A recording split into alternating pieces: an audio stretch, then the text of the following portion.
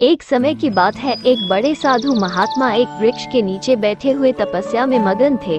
वो साधु महात्मा कई दिनों से तपस्या कर रहे थे। तभी वहाँ पर उस गांव के रहने वाले गणेश की 5 बेटियां उस जंगल में पहुँच जाती है और उन्हें मीठे फलों का एक पेड़ दिखाई देता है। अरे वाह, क्या बात है, इतने मीठे और ताज़ा फल। आज तो हम पांचों को मजा ही आ जाएगा। चलो हम एक एक करके सारे फल तोड़ लेते हैं और आराम से बैठकर फल खाते हैं। तभी उनमें से एक लड़की बड़ा सा पत्थर उठाती है और उस पेड़ की तरफ फेंकती है। जैसे ही पत्थर फल को लगता है, तुरंत फल गिरकर जमीन पर आ जाता है। अरे वाह, क्या बात है, इतना बड़ा फल गिर गया। चलो एक और पत्थर फेंकते हैं। तभी वो एक और पत्थर फेंकते हैं और वो पत्थर पेड़ को नहीं लगकर उस साधु महात्मा को लग जाता है और उनकी तपस्या भंग हो जाती है। अरे ये तुमने क्या किया? तुमने मेरी तपस्या को भंग कर दिया। मैं तुम्हें शराप देता हूँ कि तुम पांचों की कभी भी शादी नहीं होगी। तुम जिंदगी भर कुंवारी रहोगी। इतनी बात सुनकर वो 5 लड़कियां वहाँ से डर कर भाग जाती है।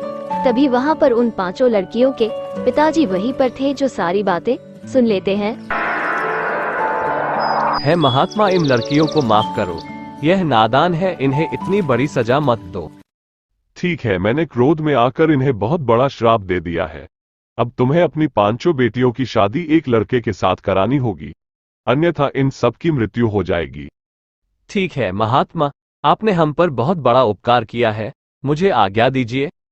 फिर इतनी बात कहकर गणेश तो वहाँ से अपने घर चला जाता है। फिर धीरे धीरे समय बीतता जाता है और वो 5 लड़कियां अब बड़ी हो चुकी थी।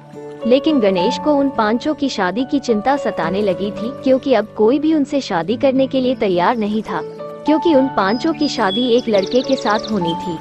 तभी एक दिन उनके घर शादी का रिश्ता लेकर एक लड़का और उसके पिताजी आते हैं। जी, मुझे आपकी छोटी वाली लड़की बहुत पसंद है और मैं उससे शादी करने के लिए तैयार हूँ। जी, मुझे भी इस रिश्ते से कोई आपत्ति नहीं है, बस अब आप तो शादी की तैयारी कीजिए, हम तो जल्द से जल्द शादी करना चाहते हैं। जी, आपको मेरी एक शर्त माननी होगी, आपको मेरी 5 बेटियों के साथ शादी करनी होगी, तभी हम इस रिश्ते के लिए हाँ कहेंगे। अरे ये कैसी बातें कह रहे हो, आजकल लोगों से एक बीवी नहीं संभाली जाती और मेरा बेटा 5 को कैसे संभालेगा? अरे ना बाबा ना, हमें रिश्ता मंजूर नहीं है। फिर इतनी बात कहकर वो तो वहाँ से चले जाते हैं। अब धीरे धीरे उन लड़कियों की उम्र भी बढ़ रही थी और गणेश को अपनी 5 बेटियों की चिंता सताने लग गई थी। हे भगवान, अब मैं क्या करूं? मुझे तो उनकी चिंता सता रही है। ऐसा कौन होगा जो इन 5 के साथ शादी कर लेगा? हे भगवान, अब आप ही कुछ करो। फिर धीरे धीरे समय बीतता जाता है। गणेश अपने घर पर ही बैठा हुआ था। अरे मैं घर पर बैठा बैठा क्या कर रहा हूँ? एक काम करता हूँ, जंगल चला जाता हूँ और कुछ लकड़ियाँ भी तोड़कर ले आऊंगा। फिर गणेश खड़ा होकर जंगल की तरफ लकड़ियाँ लेने के लिए चला जाता है। कुछ देर बाद गणेश जंगल में पहुंच जाता है, जहां पर एक लकड़हारा बैठा हुआ था। अरे क्या बात है, मुझे तो आपको देखकर ऐसा प्रतीत हो रहा है कि मानो आप बहुत बड़ी दुविधा में फंस चुके हो। आपकी जो भी परेशानी है आप मुझे बता दीजिए, क्या पता मैं आपकी मदद कर सकूं।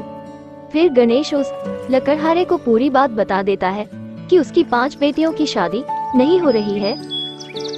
अरे बस इतनी सी बात, मैं आपकी चिंता को पल भर में ही दूर कर दूंगा। अगर आप बुरा नहीं मानो तो आपकी 5 बेटियों से मैं शादी करने के लिए तैयार हूँ और मुझे इस शादी से कोई आपत्ति नहीं है।